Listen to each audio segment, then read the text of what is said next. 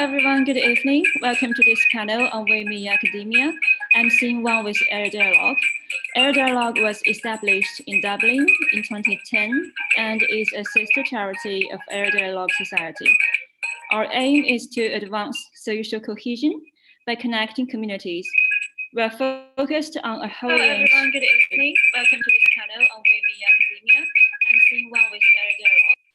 Air Dialogue was established in Dublin in 2010 charity of Air Dialogue Society. Our aim is to advance social cohesion by connecting communities. We're focused on a whole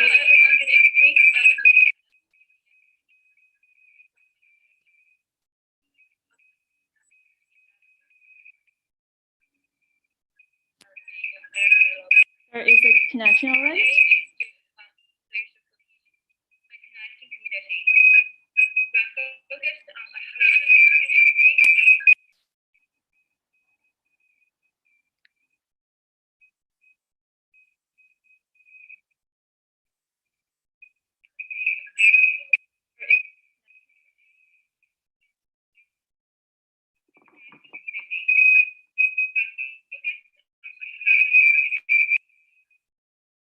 Hello, is everything all right? Hello?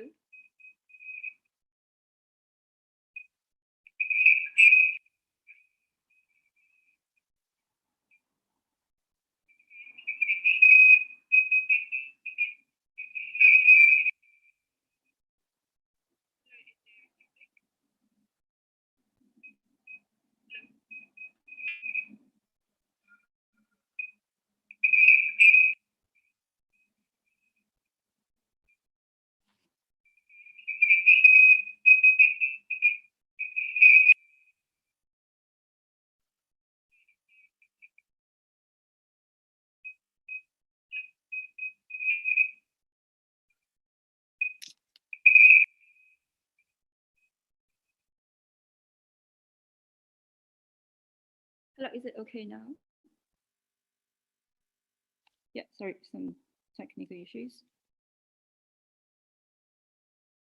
Yeah, so Air Dialogue was established in Dublin in 2010 and is a sister charity of Air Dialogue Society. Our aim is to advance social cohesion by connecting communities. We are focused on a whole range of social issues. Regarding this panel, we are focused on women in academia, underrepresentation, and discrimination. According to reports, the gender gap is still a prominent issue in academia, especially in science, technology, engineering, mathematics. Women, despite universities and government policies against discrimination, remain vastly underrepresented in the ivory. The underrepresentation of women in senior academic positions is and continues to be a prevalent trend within the higher education sector. In addition, this panel is one of Air Dialogue Women Empowerment events. If you hope to hear more from us, welcome to subscribe to our channel and be free to ask questions or make comments through the YouTube live chat. Today, we're honored to have Professor Tanusree, Professor Clodagh, Professor Pat, and Mr. Ross with us. They will share perspectives on women in academia in Ireland and comment on the insights. Then we will have Q&A section based on your questions through the YouTube live chat. First, let's welcome Professor Tanusree. She is Assistant Professor of Ethical Business course at the School of Business at Trinity.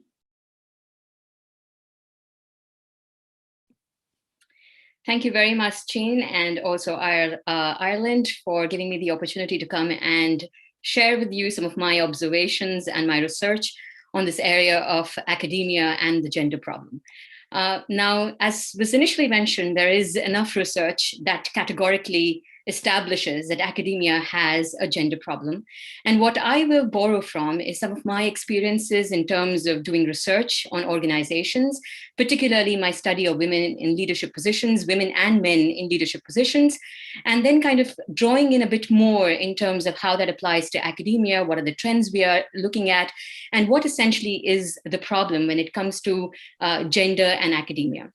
Now, the first thing that I'd like to highlight and begin the conversation here is by suggesting that there's a general pattern that we see in society, which is not just particular of academia, but of other fields as well, where women are now becoming a part of the workforce. So if you look at the empirical evidence, we know that half of the lecturers in universities, particularly in Ireland at the entry level, happen to be female. But the numbers significantly drop down when we go up to higher levels of associate and full professor positions across several universities in Ireland. And this is a trend which is not just true of Ireland, but is also true of other places in the developed world. So we are talking about the UK, the US, Australia, among others. Now, if you look at organizations, that is for-profit organizations, we find then again that women have done a great job in terms of entering the labor force. But again, they remain at the bottom of the food chain. As we go up to executive levels, CEO levels, board level positions, again, women drop off and are only prevalent in minority positions at the top level of organizations. If you look at politics, it's the same story. Women continue to be in minority positions.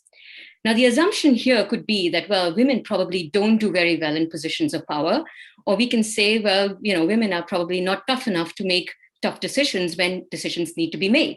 And those kind of assumptions can then make us, make us or lead us to decisions or lead us to conclusions such as women don't do well in large companies in leadership position or large universities or public offices. And then again, another bit of argument that could be that women are more pro-social and, the whole ethics of care and feminist theory and so on. And just to say that women are just not, tough enough to make the decisions when it matters most. But take, for example, this particular evidence. If you look at large charity organizations, such as in the UK, majority of the CEO positions, even in charity organizations, are held by men. So essentially, those particular arguments don't quite hold good. Now, if you look at, in terms of the policies that have been put in place across different fields, in terms of encouraging diversity in organizations, encouraging leaders in top management positions in organizations, including academic institutions, there's a whole host of well-intentioned policies in place. So we have recently the policy of appointing full women professors in Irish high-level institutions. We have the policy of appointing more women in corporate boards. We have the policy of getting more women in the parliament. But how are these policies really implemented becomes the question. When it comes to being chosen to lead, gender outcomes tend to be poor. And the question is not that women are bad leaders. Let us compare, for example, Theresa May and Boris Johnson. I think we know where the apple falls in that case. But the question is, the bottom line is, who chooses these leaders? Who is being chosen? What do these women leaders really look like? And what drives these choices? Now, here I'd like to point out three main effects that I've seen through research of women in top management positions. The first effect that I'd like to talk about is the cream of the crop effect.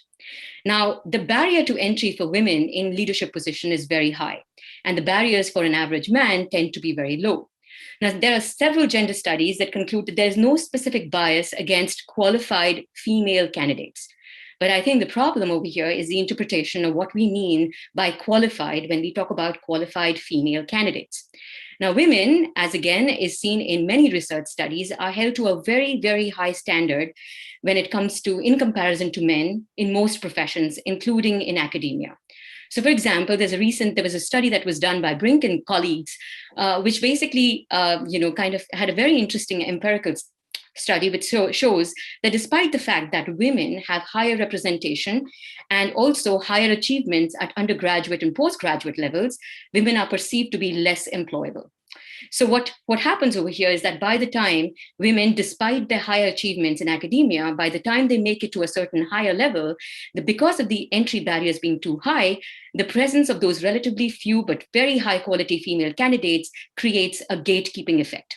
So the lofty examples that we set for ourselves, basically the institutional structures that actually promote this kind of cream of the crop effect, it creates systemic barriers for others to follow, which disproportionately disadvantages women. So that's the first idea, which is the cream of the crop effect. The second effect that I'd want to talk about is the leaking pipeline effect. Now, what is a leaking pipeline? Now, the problem becomes that even though we see a lot of the women entering at the lower levels in academia and in other organizations, by the time they reach the top, a lot of the women fall out of the pipeline, the leaking pipeline. And why does that happen? The first thing is that mentoring is extremely important when it comes to creating future leaders, and that's very valid for academia as well. And we have indeed seen that formal mentoring has picked up.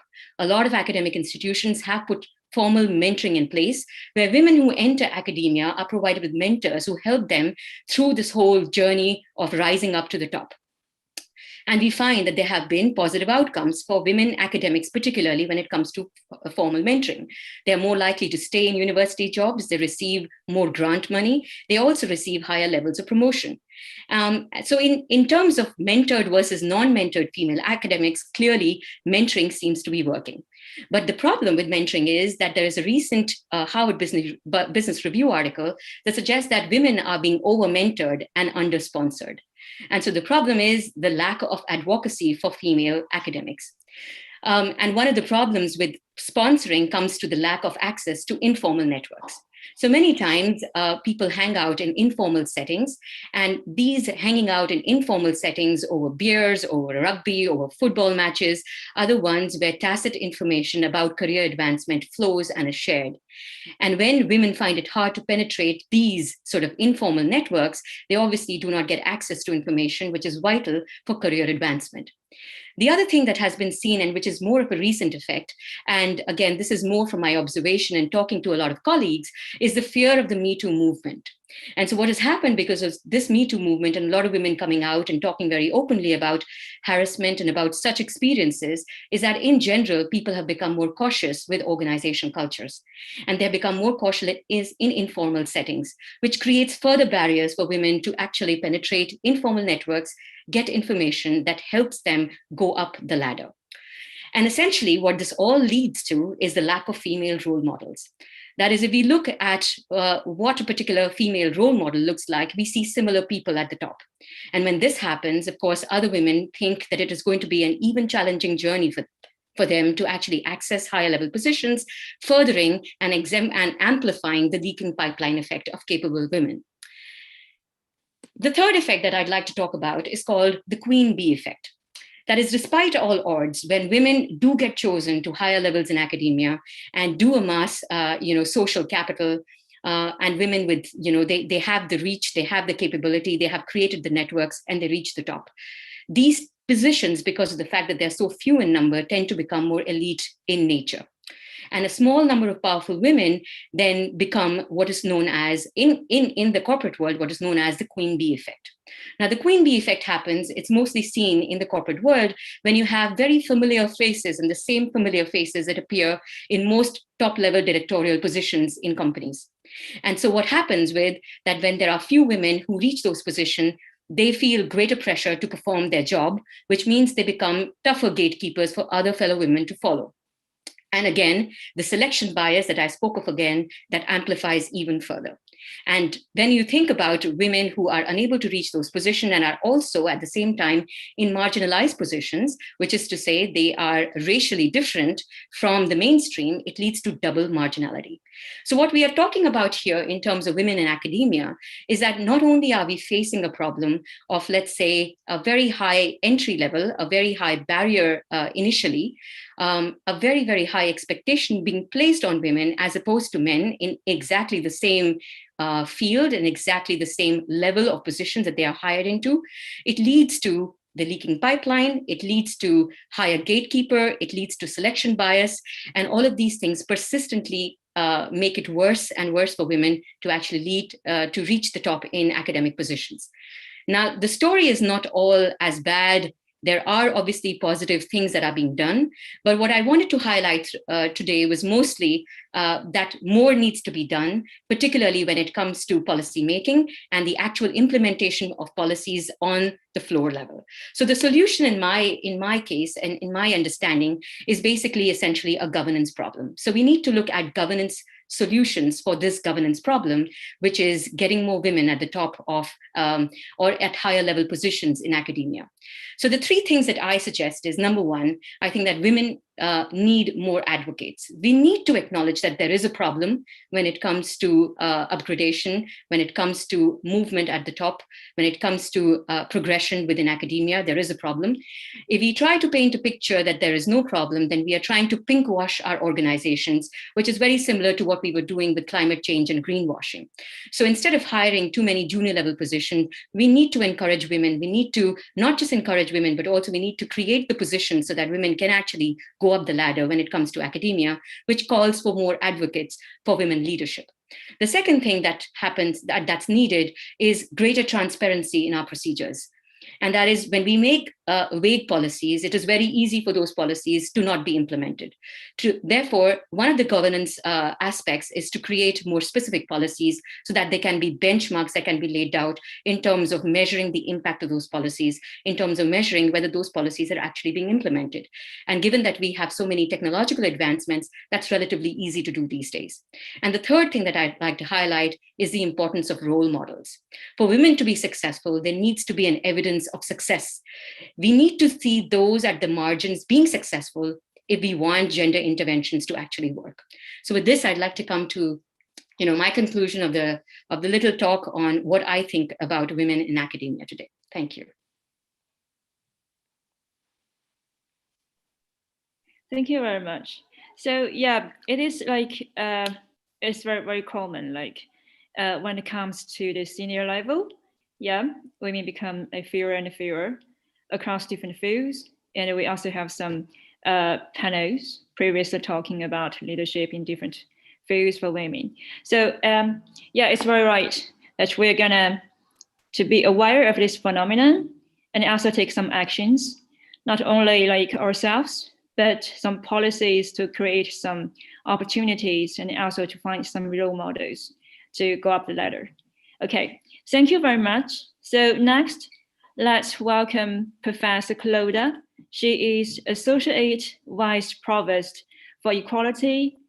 Let's welcome. Let's welcome Professor Pat. Yeah, she is from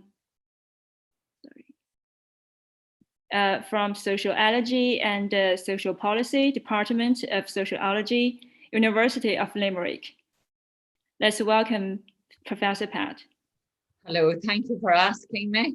I'd like to, firstly, I'd like to, my talk is going to really be around 4 key points. But before I make those points, I want to say my starting point is that I think knowledge is too important to be created and disseminated mainly by white middle-class men. So the first point I want to make is Ireland is very strange, and that things don't change for years and years and years, and suddenly there is change. And this is what has happened at presidential level. For 429 years, which is a very long time, no woman ever headed up an Irish public university. And within a year, basically 4 women will head up universities, 4 out of 10 universities. Professor Kirsten May in the University of Limerick, Professor Maggie Cusack in the Technological University Munster, Professor Eva Lonan in Maynooth University, and one of the 3 women who are in contention in Trinity College.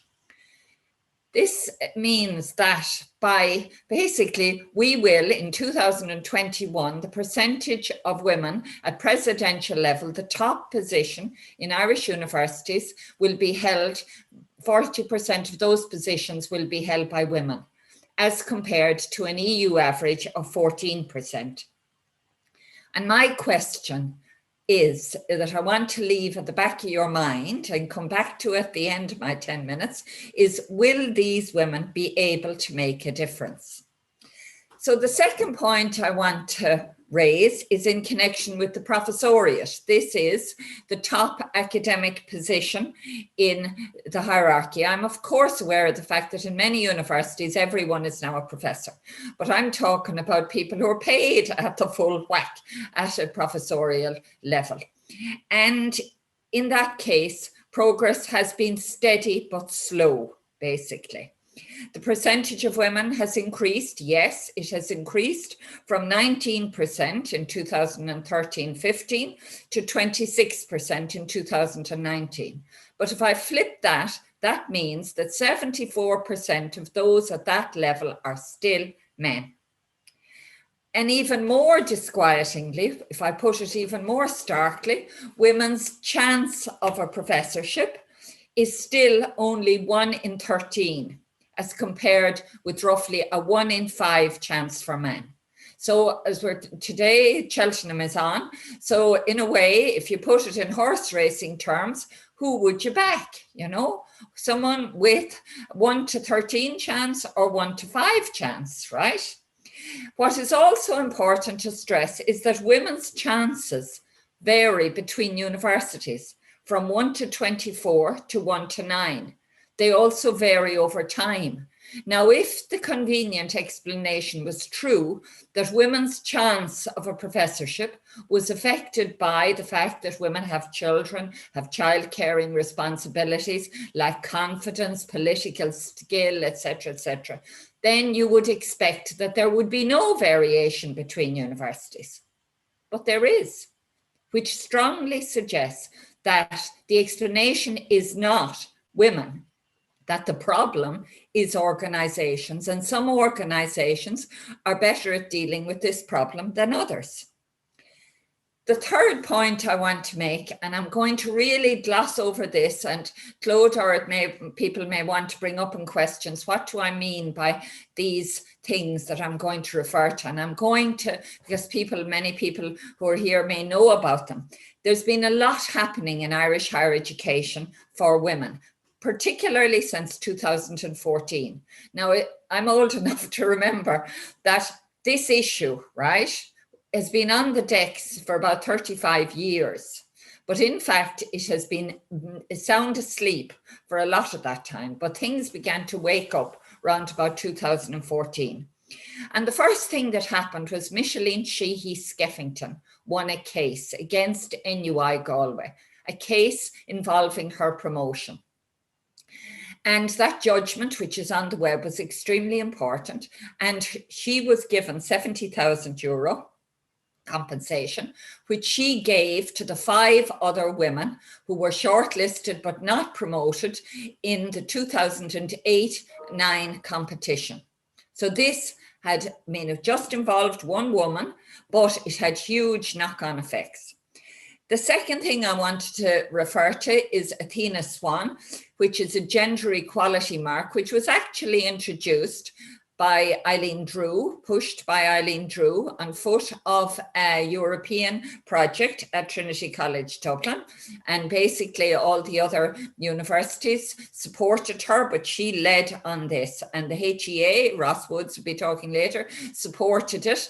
And it's basically has had effects. The third thing I want to say has happened. There was an expert group, an expert review group. I was one of the people on it. It was chaired by Maura Gagan Quinn. And this looked at gender equality in Irish higher education institutions in 2016. And part of that report was a survey of about 5,000 people. And that survey outlined, it identified a misogynistic old boys culture. It made 66 recommendations, 22 of them for institutions of higher education, and they included a recommendation that there be a quota for women at professoriate level of 40% by 2024. Interestingly, the now former Provost of Trinity saw no problem with that, and he said, well, universities work on basically objectives being identified and they work towards them. What's the problem with having a target, a quota for women at professorial level? It also recommended the use of the flexible cascade model, which is a soft quota, that the proportion of those who are promoted reflect the number in the level below. And it recommended linking state funding to the gender profile of senior positions. So that's the third thing that happened. The fourth thing, there was a task force report, 2018, which reiterated many of the recommendations of the expert group. The fifth thing that happened was there was a senior leadership initiative, SALI, where basically 2019, 45 senior positions in areas where women were underrepresented. And that's already, there's been roughly half of those positions have been filled, as I understand it. And finally, in 2020, there've been a series of sexual harassment initiatives. So the question, has there been an improvement in women's chances in the context of all these things happening since 2014? Well, the quick answer is yes. Women's chances have improved from 1 in 16 to 1 in 13. Now, the fourth point I want to make, I want to raise the question, grand, this is what has been happening to the women, but what has been happening for men? Now, the interesting thing is that men's chances have changed hardly at all over time. They've been basically 1 in 5 since 2013, and they vary very little between institutions, 1 to 4 vary, 1 to 4 to 1 to 7.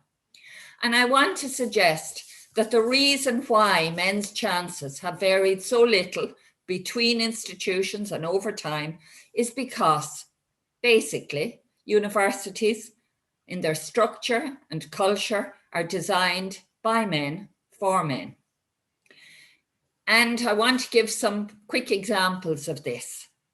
Firstly, and this is partly legitimated by the state, universities continue to value male-dominated staff areas over more female-dominated ones. Think engineering and ICT versus nursing and midwifery. And I suppose in the middle of COVID-19, we can all see, right, that nursing and midwifery may, be extremely important because they could affect whether you live or die, right? Whereas engineering and ICT they have been important, particularly ICT, but ultimately, we've all got to be alive to be using the ICT. This prioritization of some disciplines is also reflected in the fact that there are more professorial posts in male-dominated areas in the national interest, in inverted commas, and this is aided by Science Foundation Ireland.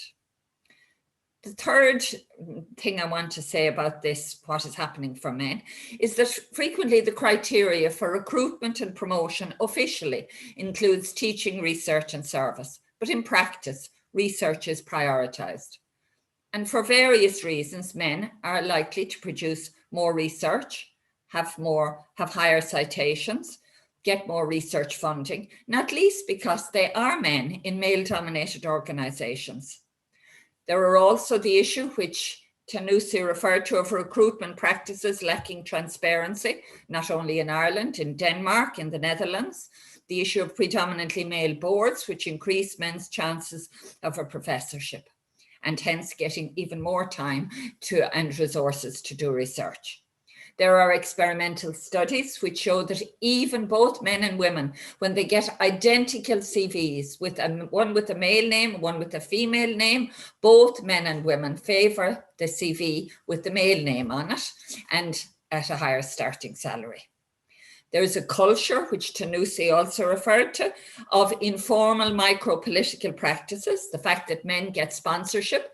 One man says to an influential man, I have a brilliant colleague here, you must employ him, you must, absolutely, he's fantastic. Women get mentorship and basically a lot of the time being told how we should change ourselves to fit in. The impact of stereotypes, women seen as more suited to teaching and to administration and pastoral care, and this being reflected in workload models, and these activities cut absolutely no ice in promotion. They're undervalued. So, in fact, what has been happening is that men's chances of promotion has remained the same. And in some cases, including my own university, it has actually increased a little since 2013.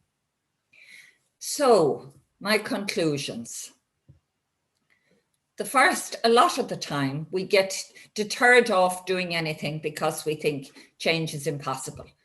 my first conclusion is that change is possible. In Trinity College, the percentage of women at full professoriate level was the same as NUI Galway in 2012. Now, Trinity has one of the highest percentages in the country. The pace of change in Trinity has been faster than anywhere else. So change is possible. The second point I want to make is that change is not inevitable or irreversible. In the University of Limerick, in 2012, UL led, there were of those at full professoriate level, 12%. In 2012, 34% were women. Now it's down to 28%. So change is possible, but it's not irreversible. You can't feel once one, so Trinity may go up or down, right? There's nothing inevitable about it.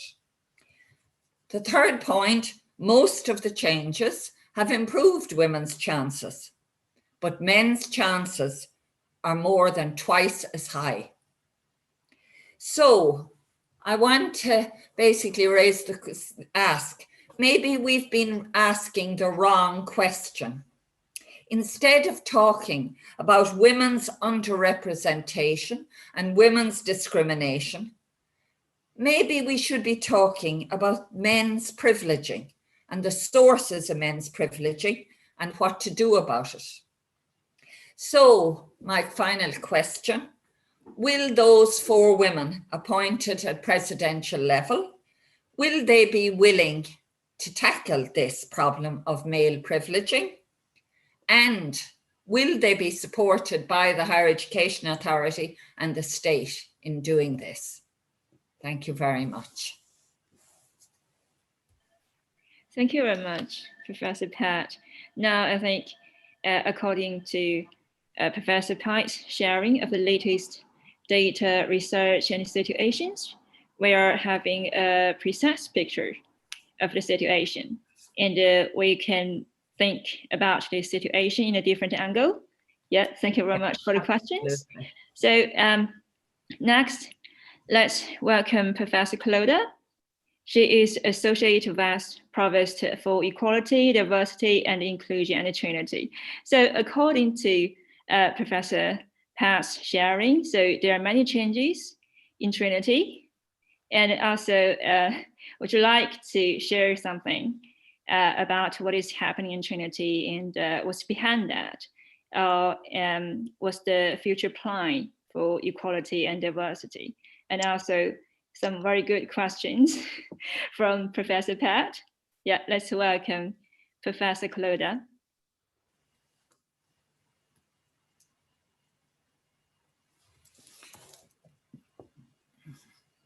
Thank you very much, and thank you so much for the invitation. It's really interesting to come here and talk this evening with you, and very stimulating as well with these different perspectives that are coming in.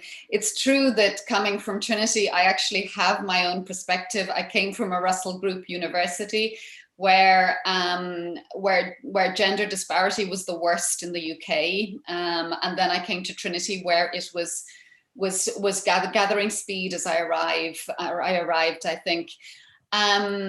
We're also facing into the Provost election with 3 female candidates, which feels very exciting, I think, at the moment.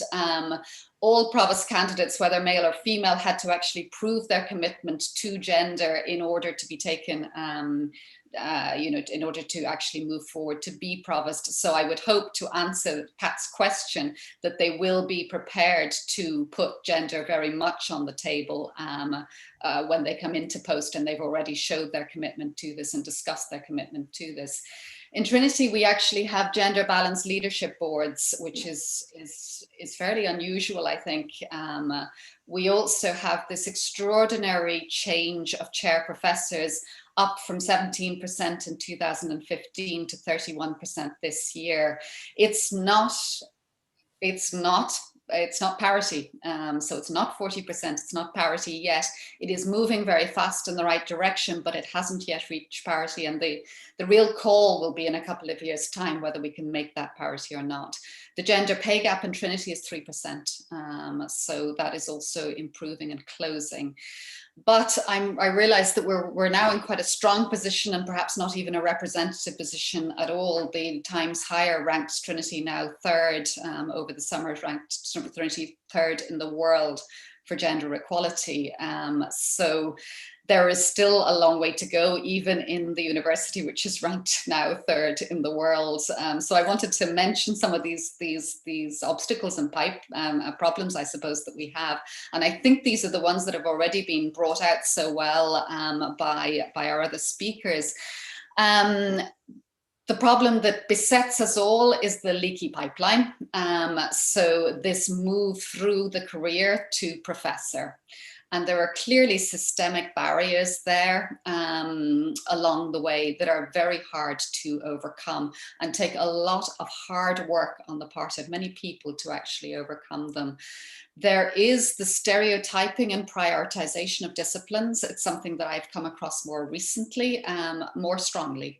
So there is a prioritization, and I agree entirely with the nursing. Very often, the stereotyping that we see in Trinity is against the medical school and these different positions in which they sit. But I would want to bring another obstacle to the table, I think, this evening, which is the whiteness of women who make it to the top. So if we have a gender balanced leadership board, 40-60, sometimes heading towards the 60 with women on the leadership boards, they're still extremely white women that are making it to the top. And that's something that I think needs an urgent investigation in Ireland. This is not something that we should allow to continue.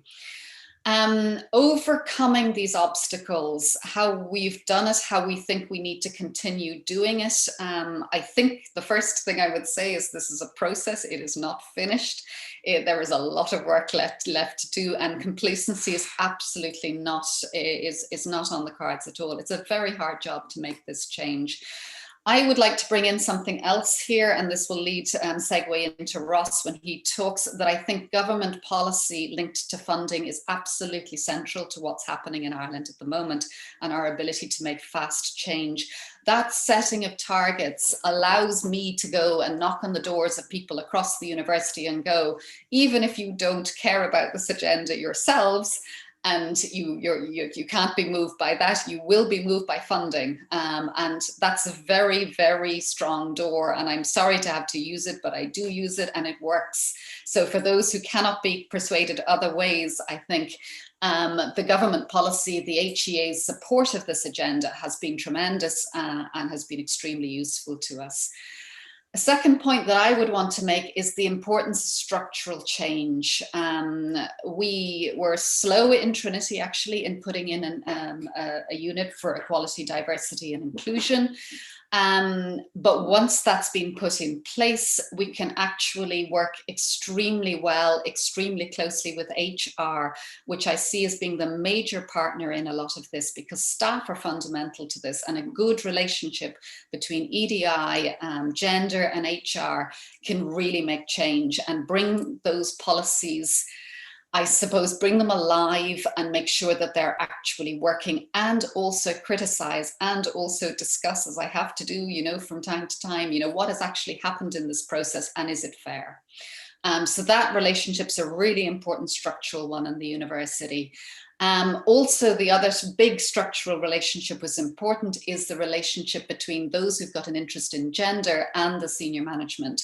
So, for example, I sit on the senior management with my gender and EDI cap on, and I can literally watch over what's going on there and ensure that there are not policies being put in place which are not useful to change. There are a number of micro things. I could list these, I could talk about them, but there are some things that I wanted to bring up particularly. One that hasn't come up, which is get into the curriculum. We need to get into the curriculum here as well as talk about staff. It's also, we're universities, this is also about students, and it's about educating a new group of people to come into the workforce. We must educate them fairly. One of the things I'm very proud of that we've just set up in Trinity is an inclusive curriculum project, which is led out of the EDI office, which is looking precisely at questions of race, at questions of gender, at questions that we need to be looking at as a society if we want to bring our students out to be worthwhile and working in a global environment. And I think that's absolutely fundamental, and it sometimes gets lost in all the other discussions. So the curriculum and how we teach the curriculum and making that inclusive of women and of intersectionality in general, I think is really important. Another couple of things that I would say that perhaps have not been said so far is that I have a colleague, she talks about the baby penalty, and I think this is something that specifically needs looking at in relation to women and the career trajectory. I don't think we're doing enough yet in relation to that, that there is a particular point after women return from having a child in which the re-entry into research is difficult. We must support that re-entry back into research far better. I also have a concern with both postgraduates and postdocs that have children and what that does to their career and how we support them better. So supporting carers in general and specifically around these areas, I think is important. Then we can talk about breastfeeding pods, childcare, and all of that as well, which is very key. But we're working, and again, we're working very closely with HR to try and put these things in place now to bring things forward. I wanted to bring up, and I think this was sorry, I can't remember actually who mentioned this, but impact is really important. So I don't care about any of this kind of tick boxing, and you can make all the action plans in the world, but I think impact is absolutely essential. That's measuring, and it is possible to measure the impact. It is possible to see where we were and where we've got, and it is therefore possible to see whether actions work or don't work. So impact of actions is incredibly important. And mentorship, and I think Tanusree, you mentioned mentorship as well, and I think you were probably the person who mentioned impact too.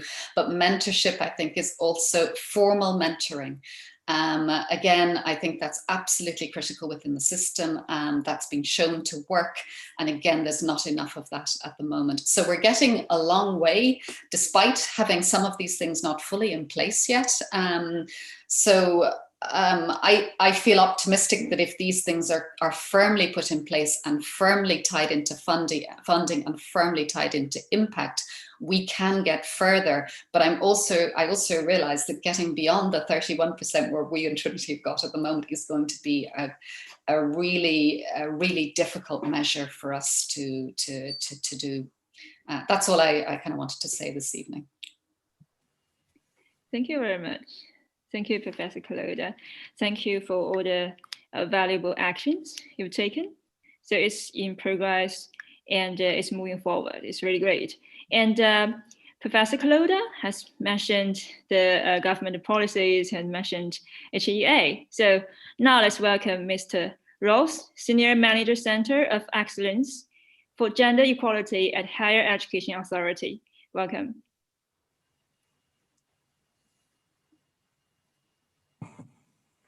Thanks, Jain. Thank you. Am I on? Yeah. Okay. Great. Thanks. And thanks to the three speakers before me. Thanks especially to Pat, who basically talked about all the work that we've done at the HEI. So now I don't have to go through all that. And actually, I was thinking that it might be quite boring for me to sit here as a representative of a government agency and say, we've done this, and we've done that. Because that's not really, and people who know me, that's not the approach I take to this sort of stuff. So my job is really to implement the recommendations that Pat spoke about in her talk, that were recommended by the expert group in 2016 and by the task force that was established in 2018. And by implement, I mean monitor the higher education institutions to make sure they're implementing the recommendations that were given to them. And Maxie, go back down to mine. Sorry, there's my caring responsibilities just came into the room. Sorry.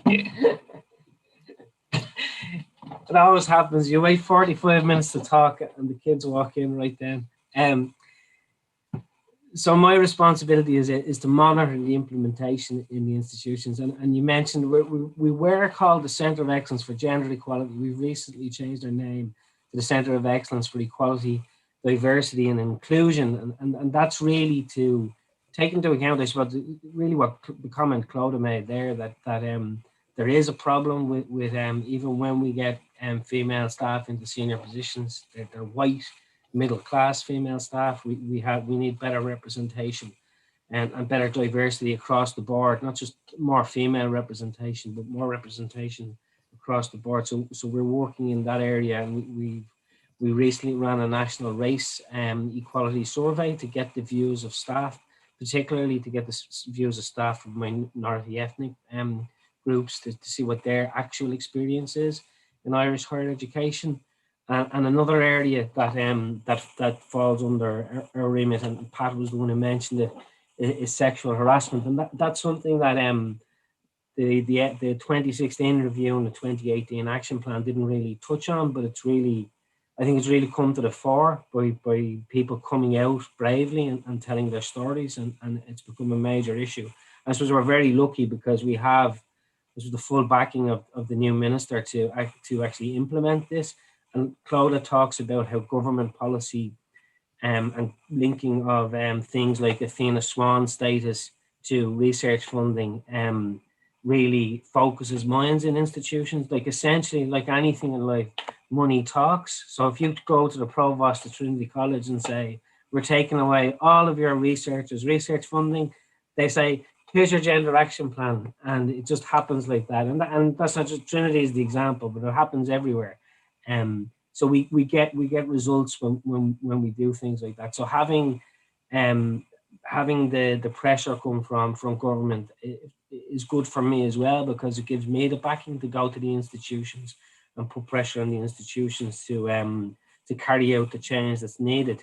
Now I just kind of wanted to talk about a few points, a few things that have, rather than talk about the work we do, but some of the issues that we come across and some of the things that we think are important, this was indicators, important areas where we need to see change. Because I think Tanusree and Pat both said that the focus hasn't always been in the right places, or the statistics that we're using aren't always the right statistics. So like recently I was told that some Eastern European countries have better percentages of female and full professor roles, but they don't do any work on gender equality, and there's very little gender equality in their institutions and so on. It's kind of a serendipitous accident of history. Maybe it's, I don't know, maybe linked to communism, the communist past, and that type of equality. But so that isn't exactly the best indicator of gender equality across the board, although it is one of the important ones that we use here in Ireland. So one of the things, I suppose, again, and I just said it's not always the most important indicator, but senior leaders, role models, really, really important. You know, if you don't see yourself, you mightn't even bother going from, you know, we talk about the pipeline. If you look at higher education institutions and you're a young, now, and this is me saying this, and I don't have experience of being a young woman coming out of a PhD, but you can roll with the example. When you look at a higher education institution, perhaps that isn't the sort of environment that you want to spend the rest of your life, or you don't see yourself there. You know, one of the things that one of the areas that we feel really strongly that we need to see more work on, and that we really need to see gender proofing, is in relation to recruitment and promotion. Because we can talk about the numbers, we can talk about targets, we can talk about quotas, but a lot of it depends on how many women are applying to roles, to certain roles. You literally can't. If everyone who applies to the role is male, you can't get gender balance in your shortlisting. You can't have a female candidate be successful. So I think what we're looking at there is that there is across the board at all levels, even at lecturer level, where we see 50-50 split in staff, we're still at about, I think it's around 27% of female applicants. So why, you know, there's a big question. Why are there so few female applicants even at that level? So men apply more even at the lower levels, where we do see gender parity. And I suppose that's what I was talking about. Why is this? Is it the lack of role models? Is it seen as it's not a desirable career? For many reasons, depending on your disciplinary area. Tanusree talked about the informal networks and all that sort of stuff. It's just not the sort of place that you want to be, not the sort of space you want to be in. But also not a desirable career for the reasons this was the Clodagh pointed out there, the baby penalty, things like that, where it's not the type of roles that you may have to take on aren't conducive to raising a family or whatever the case may be. And one of the things that we've seen, and it's become much more important issue, and it's not just about, it doesn't just fall in the gender space. So other colleagues of mine are looking into this, but it's around the kind of precarity of contracts within higher education. We know from a gender equality perspective that this affects female staff more than it affects male staff. But again, it's another barrier, and it's a simple barrier. And we see that's another area where we see people on those precarious contracts at the lecturer level. And that's where we see this leaky pipeline as well. So it's not, and I know Pat would be one who would always say, it's not about blaming the women. It's about blaming the system, and it's the system that's the problem. And if the system isn't enticing for a young female staff member coming off a PhD, you know, what's the point in having these seats of learning?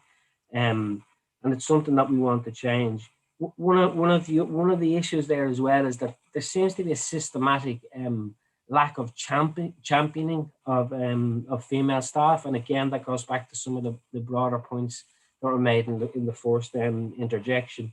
The other thing, and I feel strongly about this, I suppose, from a male perspective, is that men need to step up. They need to get involved in this conversation. They need to work with their female colleagues. What we need are more male allies as well, and men need to get involved in the conversation. We see, you know, I deal with people on a daily basis in higher education institutions at senior levels and at lower and administrative levels.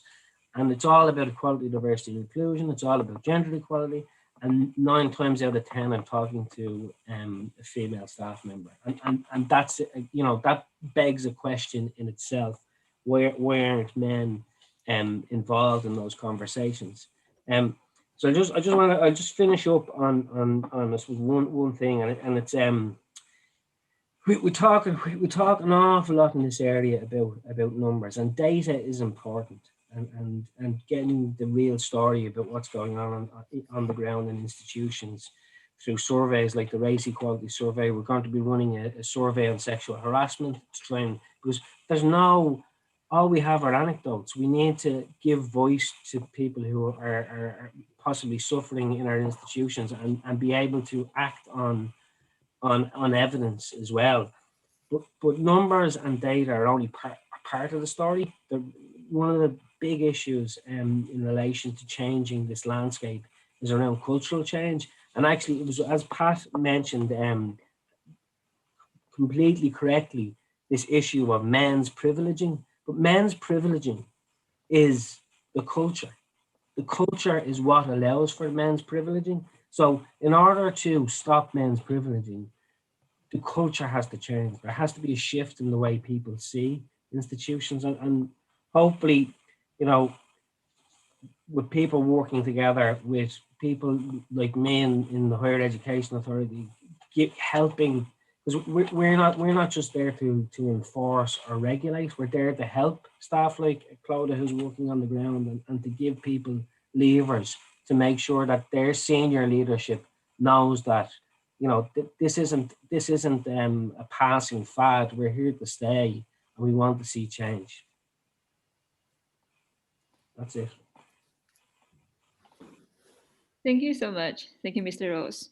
So apart from the support from society, from organizations, from the government, women's priorities were important to be confident, to take some actions and apply for some senior levels positions. And also on men's part, it is very important for them to join this kind of conversation. So it's not just about women, it's about inclusion of men and women and diversity. So next part is about questions. Do you like any questions to each other? Do you want to make any comment on each other's perspectives? So, yeah. Yeah, I mean, I think I would like to jump in with a couple of questions. And first of all, I think that was a very, very good discussion, and different perspectives and different things covered by everyone, which kind of provided a fuller picture of what we are dealing with. So I quite enjoyed listening and to all the conversations here. I had a couple of questions, and just to kind of add on to what Ross was talking about, that women apply less for senior positions than men. I think I would kind of disagree with that, because I do find more and more women are putting themselves forward for senior level positions and so on, and kind of like ready for the challenge. And I think these probably would be numbers that show up in data in a few years from now as you collect it. But I certainly see a change in that it's no longer the case that I think that women are shy of putting themselves forward for more responsible positions. I think that's a trend that's changing. I think one of the things that actually might play out as to why, if at all, there are fewer women applying for positions, why is that happening, is this whole precariousness of academia as a profession in itself. So many times, at least this is true for the business community that I can talk about, is that in business schools, for example, and there has been a paper published on this, on the academic job market in the business school community. It was published by somebody in DCU, actually. And what that paper looks at is that that most of the times people hit promotions when they change institutions.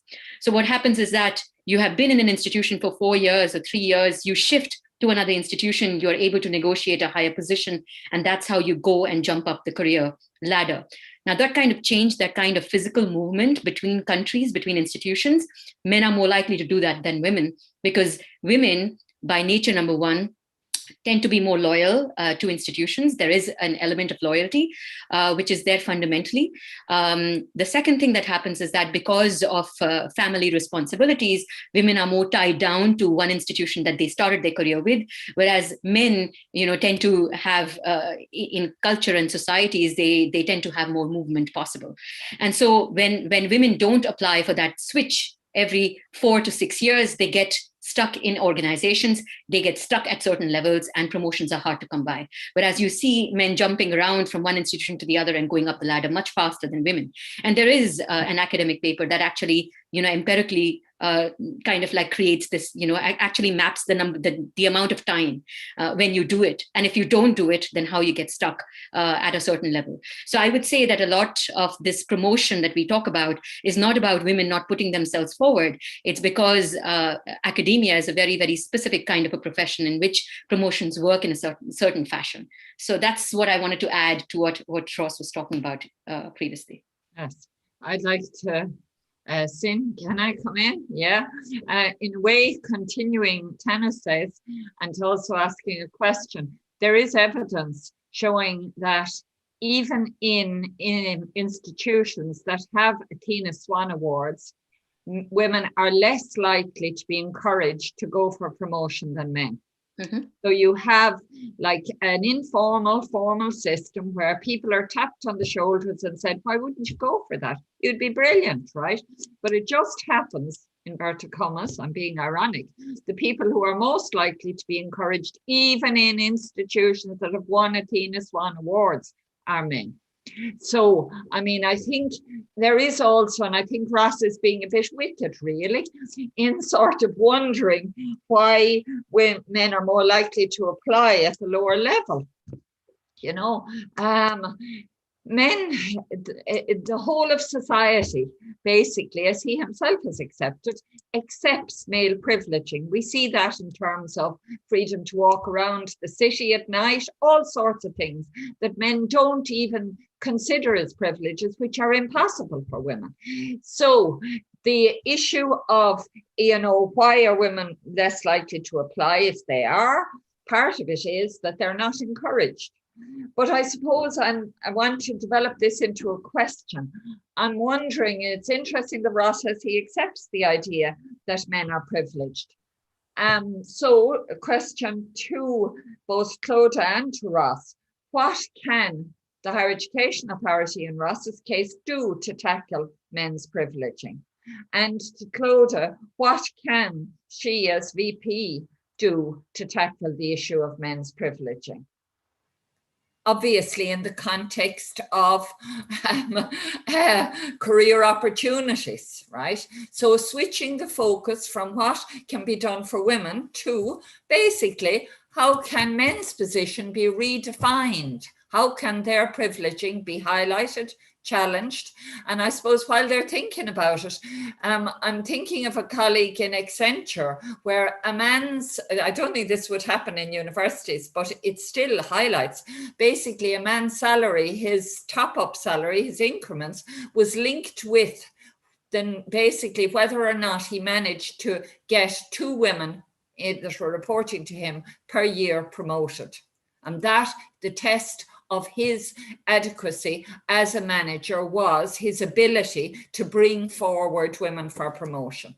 So obviously this is an action by an organization which takes men's privileging seriously. So I'm wondering what would Ross think the HEA, and Clodagh as VP, what would she propose the issue of men's privileging? What actions could be taken? I can come in there. Yeah. So I mean, the first thing is, Pat, I think that one of the issues is that people give too much credit to what the HEA can do. No, you have the money, Ross. It's really important. No, just let me finish. That we can't go in and enforce quotas in institutions and so on. And I don't think I ever said that women were less likely to apply. And what I said was our data shows that there are less women applicants. And that's what the data shows. Right? That's what we've received. We monitor that and we get it. I was asking a question about that. I mean, in that instance, if you don't have a pool of candidates that's appropriately gender balanced, then an institution needs to look at itself and ask itself why that's the case. It needs the recruitment process needs to be challenged from an institutional perspective. You need to look at how you're putting out your advertisements. You need to say to yourself, are we happy that we have 4 female candidates and 20 male candidates? And what are we going to do about that? So it's not, in terms of recruitment and so on, you're not stuck with what is what comes in the first round of applications. You can always re-advertise. You can always go out and work on how you source the pool of candidates and so on. So, I mean, that's one of the things. I mean, again, the whole thing, I said it already, it's a cultural change. Like, I mean, ultimately, it's not just, the culture isn't just an institutional culture, it's a societal culture that we're talking about, and this privileging. So, I mean, that if the institutions are implementing the recommendations that you and your colleagues made in 2016, we should be seeing a shift in this culture. So that's the question. The question is, how seriously have institutions been taking this?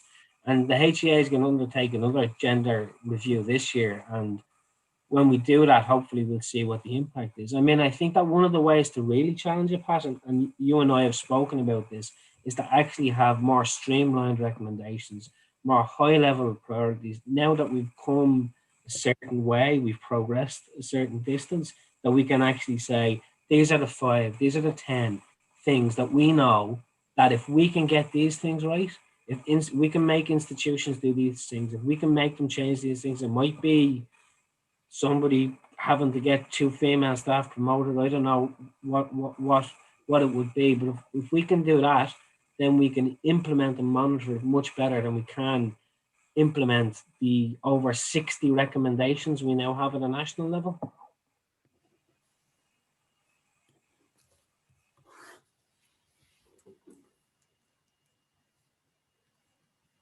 Just to come in after Ross, really.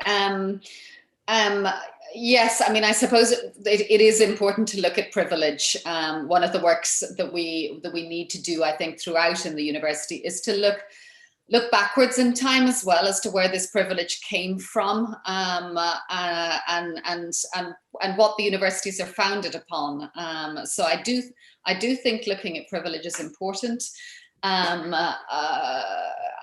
it often is a question of looking at foundations. And I guess that where we have looked at privilege recently has had less to do with men and in general, and has had more to do with race, actually, and the founding of universities on racial privilege. And that's a piece of work that's actually ongoing at the moment in Trinity, to look at our institution as an institution which has had links to colonialism and to slavery, and to look at undoing that kind of privilege.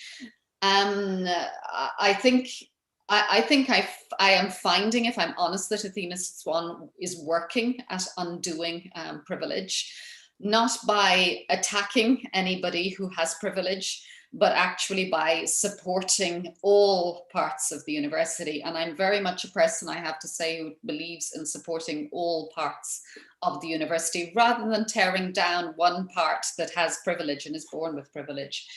So I think we do need to look, this would be my own view, is that we need to look at bringing everybody up rather than necessarily tearing certain people down, and I think by bringing up, we are evening up things, and that's my view on it. And I think my main concern in many ways with the labor that's involved with this is the amount of labor, and Ross has actually brought this up, the amount of labor that is falling on the shoulders of women in this equality space.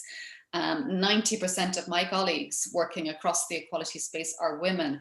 We are carrying the burden, and it is exhausting. We are carrying the burden of this change. And that is one of the things that I would like to see us tackle. And it's the Achilles heel to this entire project, is that women are working very hard when they get into these positions, and they're working very hard to make these changes across the university. I don't just speak for myself. There is a body of wonderful people across Trinity that are making change in all kinds of areas of equality. But it's falling to women to make these changes. So I think things are changing. I think Athena Swan is a great vehicle for that. I think the curriculum is another thing we need to think about in relation to that, and various other things. But I'm less for knocking down than building up. Actually, that's my nature. I'm an optimist by heart, and there's not much I can do about that. Yeah. Okay. That's to answer your question in a nutshell. That's it.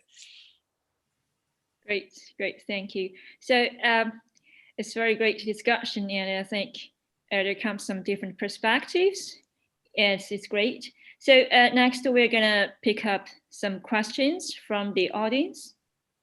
So the first question is for Tanusree. So have you felt anything related to discrimination? And if you did, how did you react to that?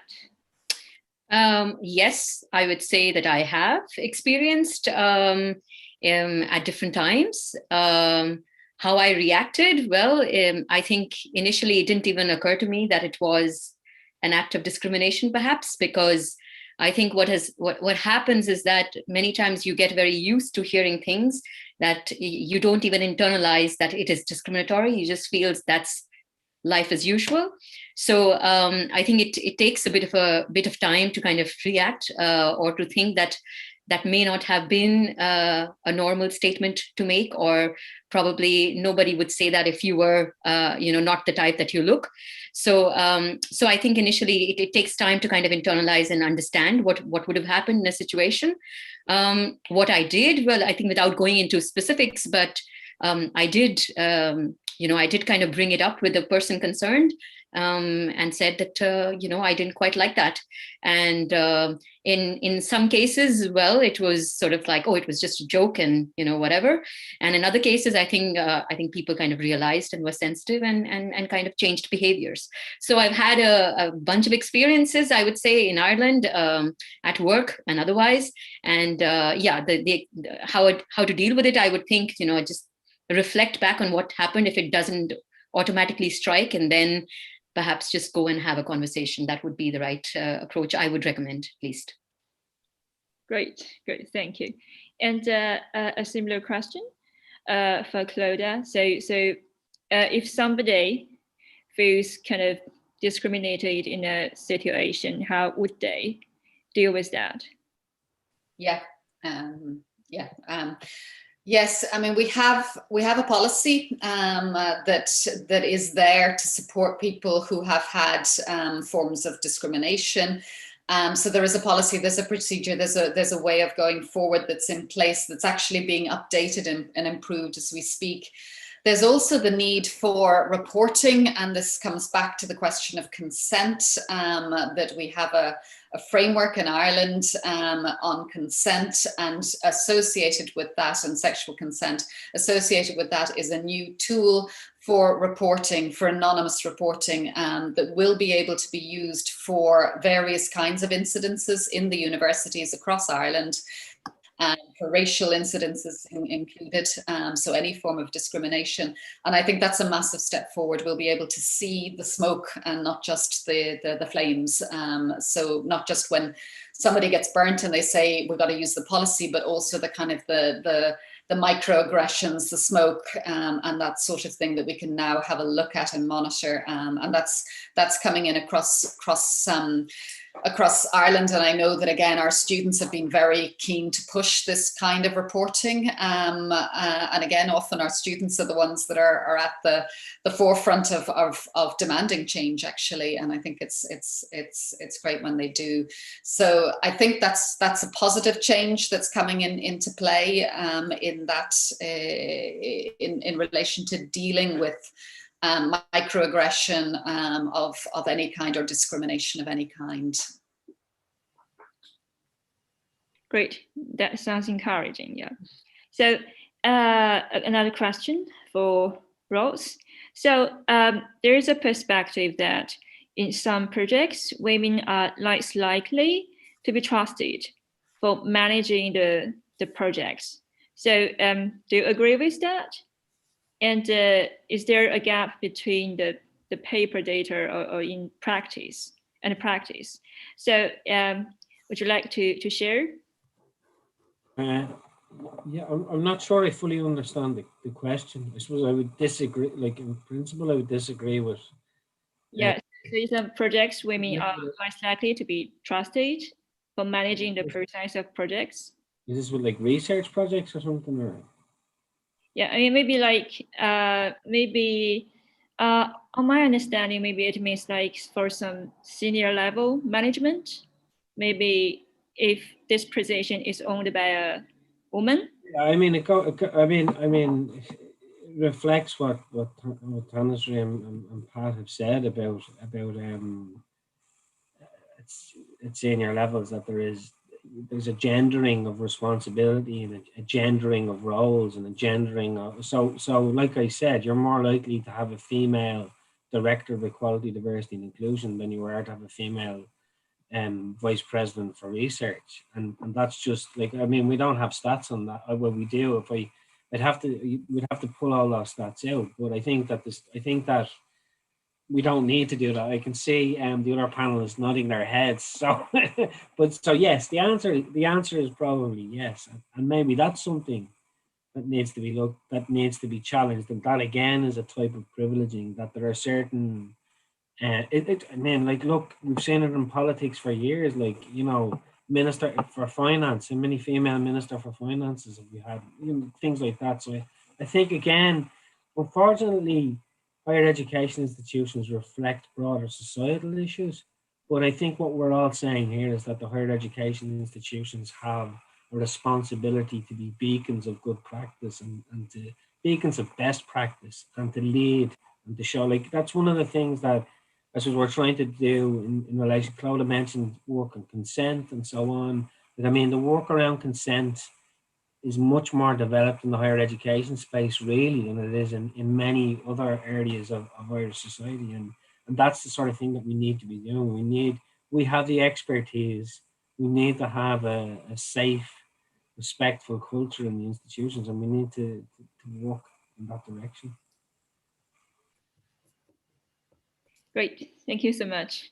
And so as time is flying, so as the last part, so would you like to make a conclusion for this panel by each of you? Yeah, I suppose, well, my challenge remains, do we need to move from focusing on women's discrimination and women's experiences to a focus on male privileging? And I suppose, do we need to do it at an even more fundamental level in terms of, for example, the Higher Education Authority looking at the resourcing of male-dominated versus female-dominated staff areas? The whole priority attached to research versus teaching and pastoral care. Do we need to really go, in a way, take a bigger picture, right, rather than simply focusing on, which has been, and there's been a lot done, which has improved marginally women's chances of senior positions. But do we actually need to tackle the fact that women's chances are still, that men's chances are basically more than twice as high as women's? So we need to shift the lens, shift the kaleidoscope, and look at what are the issues around the fundamental nature of universities, resourcing of universities, which are part of creating a culture where men are advantaged. Changing that whole idea that universities are created by men for men. Great. That's my conclusion. Well, my observation, concluding observations. Great. Sorry, Saint. Yeah. And so sorry that I missed one question for you from the audience. So what can we do individually to help overcome some issues against women in academia? This is a question for Pat. Yeah. That's a question for me. Well, you see, there are two different things.